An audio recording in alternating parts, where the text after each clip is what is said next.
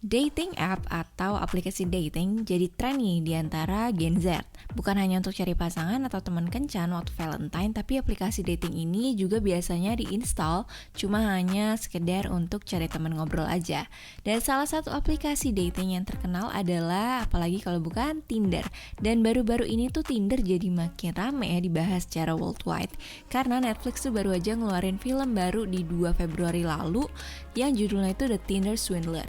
Nah, ramainya film ini mungkin karena banyak orang ya yang bisa relate dengan kejadian ini, karena film ini tuh ternyata film dokumenter yang menguak soal kasus penipuan besar di dunia kencan online. Nah, ceritanya sih tentang pengakuan 3 perempuan nih yang tertipu dengan kedok profile Crazy Rich, perawakan bak pangeran, dan kemapanan pengusaha sempurna yang bernama Simon Leviev. Dari film ini banyak hal sih dan hikmah yang bisa diambil. Salah satunya buat kita lebih hati-hati soal mengumbar informasi atau terlalu percaya gitu aja ke orang yang baru dikenal. Ibaratnya nih, film ini tuh kayak jadi pengingat sebelum berkenalan dengan orang baru lewat dating app. Jadi kalau belum nonton, langsung aja deh cus masukin film ini ke list nonton lo. Kalau udah nonton, kita nih mau share reminder ciri-ciri penipuan kencan online beserta gimana cara ngindarinnya nih. Jadi langsung aja, kalau penasaran tonton video ini sampai selesai.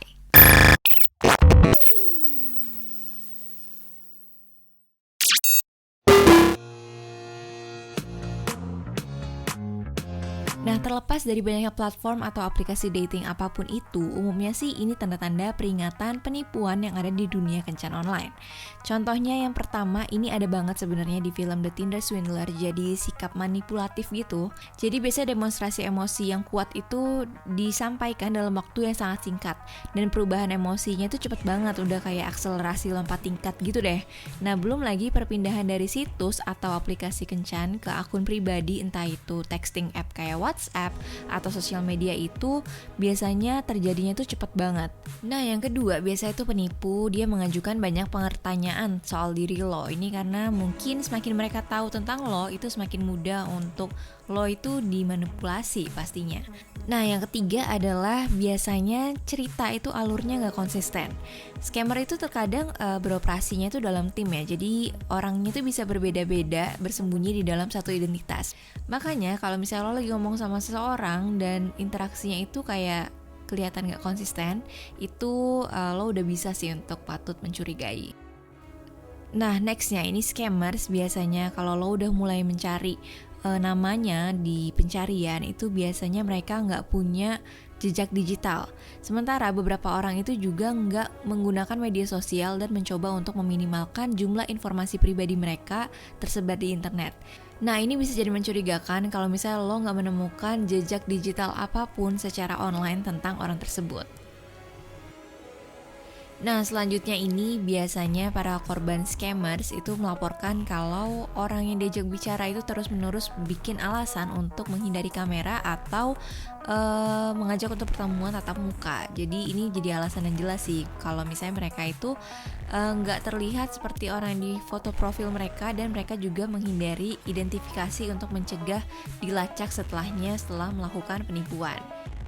Nah, yang terakhir nih biasanya menjurus untuk penipuan online adalah permintaan uang berdasarkan kesulitan pribadi. Misalnya lawan bicara lo itu minta untuk dikirimkan sejumlah uang untuk kerabatnya yang sakit atau bisnisnya yang gagal. Nah, jadi itu dia tanda-tanda peringatan penipuan yang ada di dunia kencan online nih.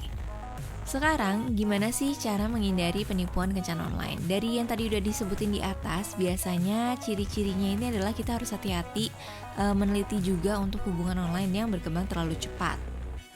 Dan ini dia caranya untuk ngelindungin perasaan dan uang lo tetap aman nih. Yaitu yang pertama, hindari ngungkapin terlalu banyak informasi pribadi dalam profil kencan lo atau kepada orang yang cuma ngobrol sama lo secara online.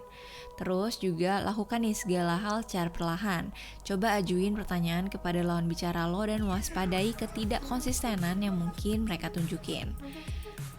Nah, selanjutnya gunain dating app terkemuka dan tetap untuk berkomunikasi lewat layanan pesan di dating app itu.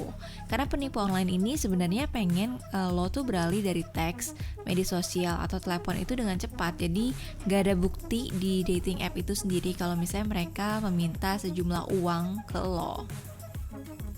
Nah, yang terakhir, kalau misalnya lo udah memutuskan untuk berkencan dengan orang ini di luar dunia maya, pastiin juga untuk ngasih tahu soal orang ini ke orang-orang di sekitar lo, di circle lo. Nah, ini fungsinya itu sebagai perlindungan utama juga sih.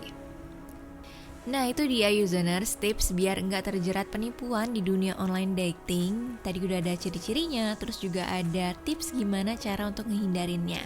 So, dari video di atas, gimana menurut kalian? Kalian bisa banget komen di bawah. Dan jangan lupa juga untuk like, subscribe, dan share video ini sebanyak-banyaknya. Sampai ketemu lagi di video dari Yuzon ID selanjutnya.